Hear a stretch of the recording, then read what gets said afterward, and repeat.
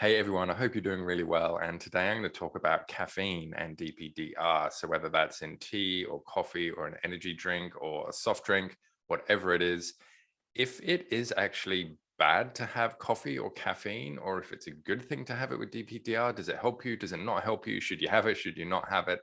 I'm going to answer all those questions for you. And if you are new to the channel, welcome. My name is Dan, and I help people through their anxious thinking and their DPDR using coaching techniques. And if you are already subscribed, welcome back. I hope your recovery is going really, really well. A lot of questions often get thrown around with anxious thinking and DPDR, such as, is it a good idea to do XYZ, or should I do this, or does this make my DPDR better, or does this make my DPDR worse? And one of the ones which comes up quite a bit is actually caffeine and coffee. Let's have a real basic look at how caffeine affects the body and the mind. Coffees or caffeine effects on the mind and body. Caffeine is a stimulant. So the effects on the body are that it can give you an increased heart rate, it can increase your blood pressure, and it can give you an increase in adrenaline. This is generally why people feel that they sort of wake up more. They feel they're ready for action, they're alert, they're ready to go when they've had a coffee. What's interesting is this one is increased heart rate. Now, can you think of any other times when your heart rate is increased? Obviously, there's exercise. There's also when you're really excited about something.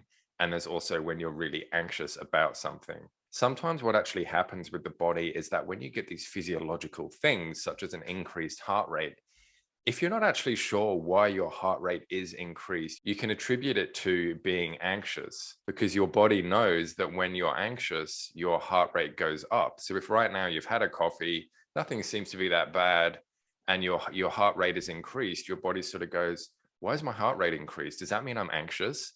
And so that might actually sort of lead you down the loop and the slope of thinking that you are anxious. Of course, you could also flip it the other way and go, whoa, actually, I'm really excited about things. And that is actually a bit of a trick, that when you are anxious, just flip it around and just say, I'm excited about this, because it's the same physiological things between anxiety and excitement that are happening with the body. And obviously the increased adrenaline can have an effect on your fight or flight as well, because if you are in fight or flight mode all the time, or more often than not, then that is actually creating more adrenaline in your body, because it's getting you ready to either fight or to run away. So again, this could potentially have the effect of making you feel like you actually have to fight or flight a little bit more.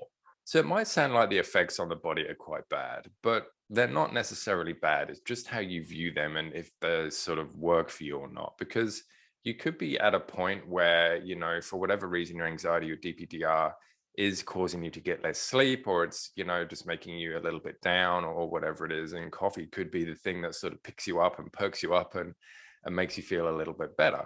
So the effects on the mind, coffee is a central nervous system stimulant.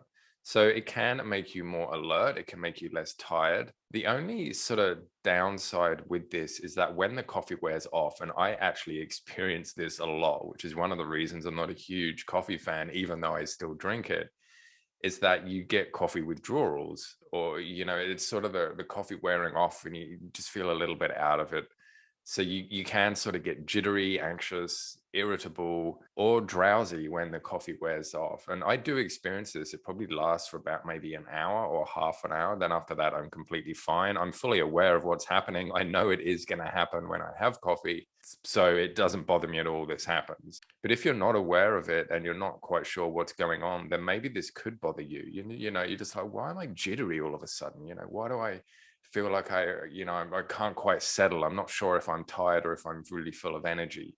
The reason all this stuff could possibly have a negative effect is because when you are in a bit of an anxious state and you do have anxious thoughts, you tend to nitpick at things a little bit more, and you tend to perhaps overinflate things, or make them worse than what they actually are. And you're constantly analyzing things.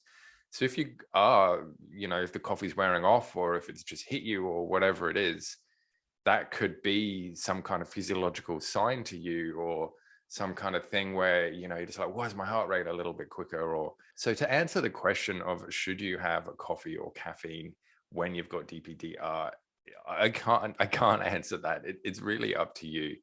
If it helps you, great, have it. If you find it's detrimental to you, don't have it. It's sort of really as simple as that. Like there's no sort of black and white, you should have it or you shouldn't have it, because everybody's different. Everybody's going to react a different way. If you do like coffee, but you're not a huge fan of the caffeine, then you can have decaf coffee, which is coffee without the caffeine. So really it's up to you. Like there's no sort of flat base rule. There's no hard and fast answer for this. If you find that it has a negative effect on you, don't have it.